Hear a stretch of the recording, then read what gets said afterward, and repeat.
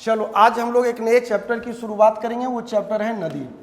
पहला चीज़ तो जान लो कि नदियों के अपवाह के आधार पर जो बांटा गया, 3 प्रकार का अपवाह आता है। अपवाह मतलब होता है पानी का बहाव, कि नदियाँ जो बहती है उसका डिजाइन क्या है। तो उसमें एक आता है आयताकार अपवाह, एक आता है समानांतर अपवाह। आयताकार अपवाह का मतलब हो गया कि नदी का जो पानी के बहाव का डिजाइन होगा अमूमन इस टाइप का होगा।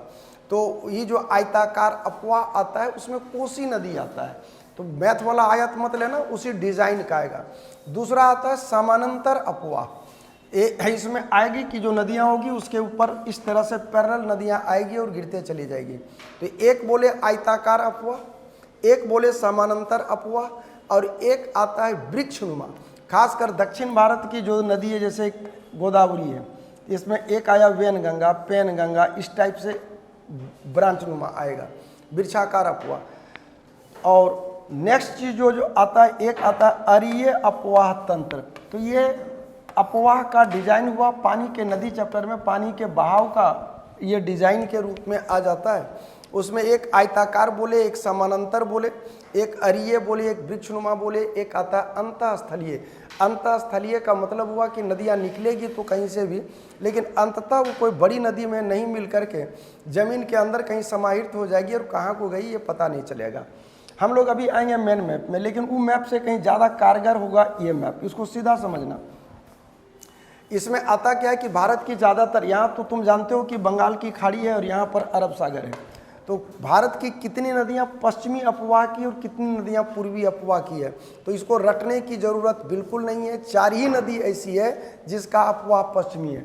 उसमें से एक आ जाता है ये तुम्हारा, एक आ गया ये माही, एक आ गया नर्मदा, और एक आ गया ताप्ती। कौन कौन आ गया? साबरमती, माही, नर्मदा और ताप्ती। साबरमती, माही, नर्मदा और ताप्ती। साबरमती, माही, नर्मदा और ताप्ती ये हिंदुस्तान की 4 ऐसी वो नदियां हैं जिन नदियों का अपवाह पश्चिमी अपवाह है। बाकी जितनी नदियां हैं सारी नदियों का अपवाह पूर्वी अपवाह है। ये आपको मैप में हम अभी दिखा दे रहे हैं। लेकिन अब आता है कि इन नदियों का उद्गम कहाँ है।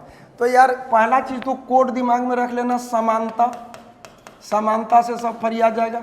सा से साबरमती, म से माही, न से नर्मदा, त से ताप्ती। ये 4 नदी ऐसी नदी हुई जिसका अपवाह पश्चिमी अपवाह, दैट इज समानता। अब है कि ये नदियां निकली कहाँ से? तो ए बी इस कोड से ये निकल जाएगा, ए बी।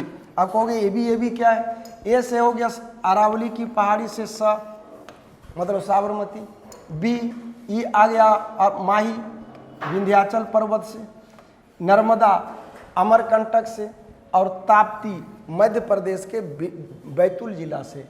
ए बी समानता बराबर ए बी। उम्मीद करेंगे कि तुम लोगों को रटा गया होगा। सा से साबरमती, ए से हो गया अरावली, म से हो गया माही, बी से हो गया विंध्याचल, न से हो गया नर्मदा, ए से हो गया अमरकंटक, त से हो गया ताप्ती, बी से हो गया मध्य प्रदेश का बैतूल जिला। अब जो तुम्हारे पास आगे आ रहा है उसको दिमाग में रख लेना। वो पहलू आ जाता है ये कि हिंदुस्तान की जितनी नदियां हैं उन तमाम नदियों का अपवाह पूर्वी अपवाह के रूप में जाना जाता है। तो उसमें से एक चीज़ और हम तुम लोगों को समझा दें, वो ये है कि मान लिया कि ये गंगा नदी है, चलो ठीक है गंगा नदी है, लेकिन आज तक कभी किसी ने ये पढ़ा है क्या कि हुगली नदी का उद्गम कहाँ है इसमें? तो एक्चुअली अगर नदी की यही धारा कट करके एक ब्रांच अंदर चल जाए कहीं और एक सीधा निकल जाए, तो ये जो आता है ये पाट मुख्य नदी के एक हिस्सा के रूप में वो जाना जाता है। ठीक है, तो वो हुगली ऐसे ही है। हुगली का आज तक कोई उद्गम नहीं पड़ा होगा, ये गंगा नदी से कट करके अलग हुआ है। ठीक है, तो अब हम लोग देखेंगे पूर्वी अपवाह की तमाम नदियों को। पहले हम लोग मैप में इसको देख लें। मैप में देखने के बाद सारा का सारा झमेला ही दूर हो जाएगा। उसमें सबसे बड़ी बात ये आ जाती है कि सबसे पहला एक आ गया ये नदी, क्या नाम इसका? अभी हमने नाम बतलाया उसका, हुगली। स्वर्णरेखा, महानदी, गोदावरी। क्या क्या बोले? हुगली, स्वर्णरेखा, महानदी, गोदावरी। क्या क्या बोले? स्वर्णरेखा, हुगली, हुगली, स्वर्णरेखा, हुगली, स्वर्णरेखा, हुगली, स्वर्णरेखा, महानदी, गोदावरी, कृष्णा। गोदावरी, कृष्णा, पेरूर, पोल्लर, कावेरी, वेंगई।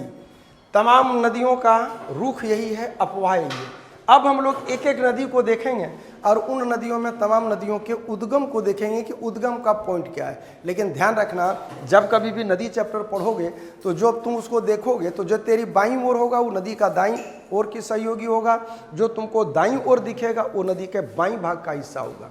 मतलब कुल मिलाकर के दायां बायां होगा, बायां दायां होगा। क्यों? क्योंकि जैसे तुम हमको देख रहे हो, हम तुमको देख रहे हैं, तो मतलब मेरा दायां तेरा बायां, मेरा बायां तेरा दायां है या नहीं।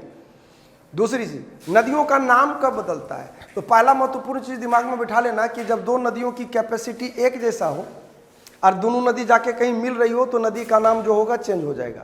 लेकिन अगर कोई छोटी नदी हो जिसमें पानी की मात्रा कम हो, कैपेसिटी कम हो, और कोई बड़ी नदी में जाके मिल रही हो तो वो बड़ी नदी के पार्ट के रूप में आएगा। उस कंडीशन में नदी का नाम नहीं बदलेगा।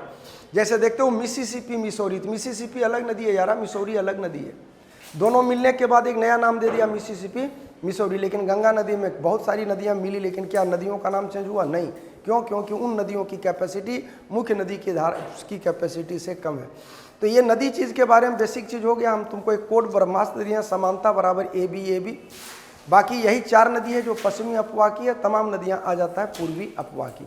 अब हम लोग नदी सीरीज में एक एक नदी को देखेंगे, ठीक है।